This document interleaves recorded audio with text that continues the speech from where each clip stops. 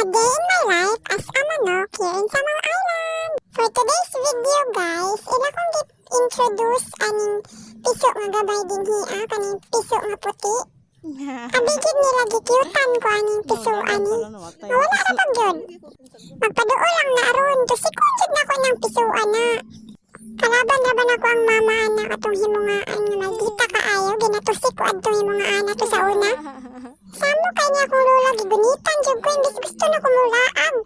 Huwag ba kay kamot di ka nang guna. Kasi gigunit sa ko Wanya gipatong na jud nila ang piso guys. Ipatong sa akong mama ang piso din sa akong likod. Kalagot ni sakay-sakay to sikon ako debe. Hapit gid mahinay ka ng piso guys. May gani nagunitan sa akong mama akong liog. Naluoy ko gamay sa piso guys kay nalagpot. May gani didto ra pud sa bulak dapit. Pero di alam-alaman ko sa akong mama guys na dili daw awayon na gining piso dili to sikon kay luoy man daw. Nagpuyo ra pud baya taon siya. Anyway, salamat sa pagtanaw sa akong video guys. Magkita-kita na pud ta sa sunod na kong mga videos. Have a great day.